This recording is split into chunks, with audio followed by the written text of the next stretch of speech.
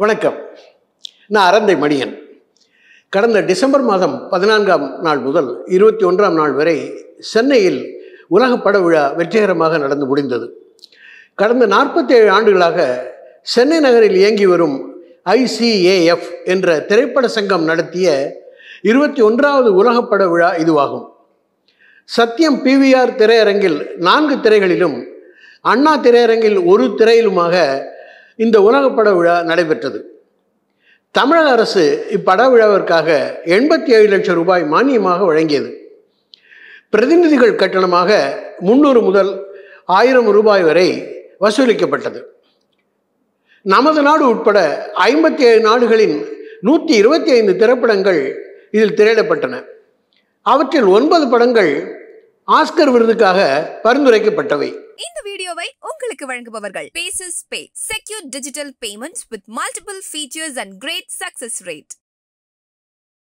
8 படங்கள் உலக புகழ்பெற்ற கான் பட விழாவில் பரிசு பெற்றவை, 3 படங்கள் பெர்லின் பட விழாவில் பரிசு பெற்றவை மற்றும் தென்கொரியா நாட்டின் பூசான் பட விழா, இத்தாலியில் வெனிஸ், சுவிஸ் நாட்டின் லோகர்னோ மற்றும் சான் செபஸ்டியன் ஆகிய பட விழாக்களில் பரிசு பெற்ற படங்களும் திரையிடப்பட்டன. ஈரான் நாட்டு படங்கள் தான் எண்ணிக்கையில் அதிகமாக இருந்தன. 8 படங்கள் பங்கேற்றன. மற்றும் பிரான்ஸ், ஹங்கேரி, மெக்சிகோ, பிரேசில் ஆகிய நாடுகளிலிருந்து தலா 3 படங்களும், ஜெர்மனி, தைவான் நாடுகளிலிருந்து தலா 2 படங்களும் வந்திருந்தன. முதன்முறையாக ஆஸ்திரேலியா, நியூசிலாந்து ஆகிய நாடுகளில் வாழும் பழங்குடி மக்கள், அதாவது அவங்களை அபாரிஜின்ஸ் என்று சொல்லுவாங்க, அவங்க தயாரித்த 2 படங்களும் இந்த உலக பட விழாவில் இடம்பெற்றன என்பது குறிப்பிடத்தக்கது. மேலும் 17 நாடுகளிலிருந்து தலா ஒவ்வொரு படமும் திரையிடப்பட்டன. இந்தியன் பனோரமா என்ற வகையில் பல்வேறு இந்திய மொழிகளில் தயாரிக்கப்பட்ட 19 படங்கள் பங்கு பெற்றன. வழக்கம் போல இந்த ஆண்டும் தமிழ் படங்களுக்கான போட்டியும் இடம்பெற்றது. அதில் 12 படங்கள் பங்கு பெற்றன. அவற்றிற்கு 9 விருதுகளும் கொடுக்கப்பட்டன. சிறந்த படமாக அயோத்தி என்ற படம் தேர்ந்தெடுக்கப்பட்டு அதன் இயக்குனர் மந்திரமூர்த்திக்கும் தயாரிப்பாளருக்கும் தலா 10 லட்சம் ரூபாய் பரிசளிக்கப்பட்டது. 2வது சிறந்த படமாக உடன்பால் என்ற படம் வெற்றி பெற்றது. அதன் இயக்குனரும் தயாரிப்பாளரும் தலா 10,000 ரூபாய் பெற்றனர். நடுவர்களின் சிறப்பு பரிசாக மாறன் இயக்கிய விடுதலை பாகம் 1 என்ற படத்துக்கும் 50,000 ரூபாய் பரிசு கிடைத்தது. சிறந்த நடிகராக மாமன்னன் படத்தில் நடித்த வடிவேலு தேர்ந்தெடுக்கப்பட்டார்.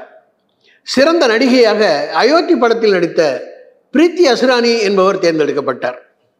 சிறந்த ஒளிப்பதிவாளராக போர்த்தொழில் என்ற படத்தின் கலைச்செல்வன் சிவாஜி என்பவர் தேர்ந்தெடுக்கப்பட்டார். அதே படத்தை தொகுத்த ஸ்ரீஜித் சாரங் என்பவர் சிறந்த படத்தொகுப்பாளருக்கான விருது பெற்றார். சிறந்த ஒளிப்பதிவாளராக மாமன்னன் படத்தில் பணியாற்றிய சுரேஞ்சி பரிசு பெற்றார். சிறந்த குழந்தை நட்சத்திரமாக செம்பி படத்தில் நடித்த நிலா என்ற குழந்தை தேர்ந்தெடுக்கப்பட்டது. இந்த உலக பட விழாவில் முதன்முறையாக சர்வதேச படங்களுக்கான ஒரு போட்டியும் நடத்தப்பட்டது.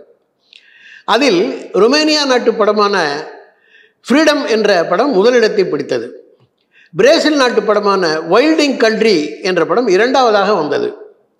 நடிகர்களின் சிறப்பு பரிசாக ஜெர்மனி நாட்டு படமான ஆக்ட் நேச்சுரல் என்ற படம் வெற்றி பெற்றது. இங்கிலாந்து நாட்டைச் சேர்ந்த நத்தாலியா ஷாம் இயக்கிய ஃபுட் பிரிண்ட்ஸ் ஆன் வாட்டர் என்ற படத்திற்கும் சிறப்பு விருது கிடைத்தது. இந்த உலக திரைப்பட விழாவில் ஏராளமான இளைஞர்கள், அதாவது திரைப்பட கல்லூரி மாணவர்கள், விஸ்காம் மாணவர்கள், உதவி இயக்குநர்கள் மற்றும் கல்லூரிகளில் படிக்கும் ஏராளமான இளைஞர்கள் வந்து கலந்து கொண்டது மன நிறைவை தந்தது. ஏனெனில் அவர்கள்தான் எதிர்கால திரைப்பட தயாரிப்பாளராக, இயக்குநர்களாக, ஒளிப்பதிவாளராக பயன்பெற இந்த உலக பட விழா நிச்சயம் அவர்களுக்கு உதவி செய்திருக்கும் என்று நான் நம்புகிறேன். இந்த உலக பட விழாவின் தொடக்க நாளன்று ஜெர்மனி நாட்டைச் சேர்ந்த பர்ஃபெக்ட் டேஸ் என்ற படம் திரையிடப்பட்டது. அதாவது தொடக்க விழா அந்த நிகழ்வுகளெல்லாம் முடிந்த பிறகு இந்த படம் திரையிடப்பட்டது.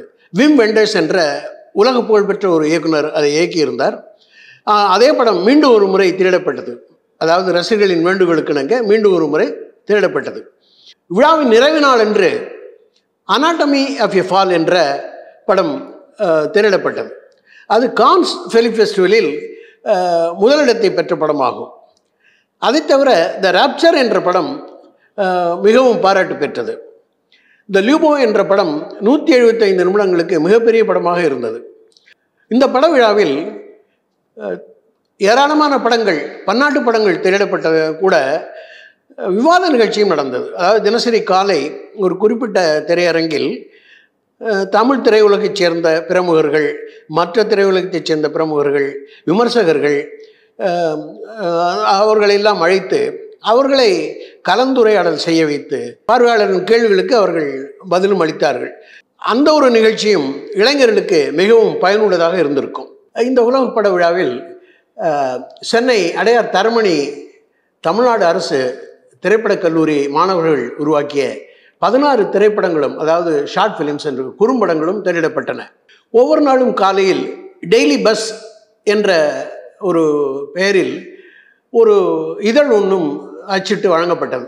அந்த இதழில் முதல் நாள் நடந்த நிகழ்ச்சிகளை பற்றிய தொகுப்பு மற்றும் அந்த குறிப்பிட்ட நாளில் பார்க்க வேண்டிய படங்கள் என்ற பரிந்துரை மற்றும் ஷெட்யூல்ஸ், அதாவது ஸ்கின்னி ஷெட்யூல்ஸ் எல்லாமே அதை போட்டு கொடுத்திருந்தார்கள். எந்த தினசரி இதழும் பார்வையாளருக்கு மிகுந்த உதவிகரமாக இருந்தது. இதை தவிர இந்த உலகப்பட விழா நிர்வாகிகள் ஒரு அருமையான ஒரு தொகுப்பு நூல் ஒன்றையும் வெளியிட்டிருந்தார்கள்.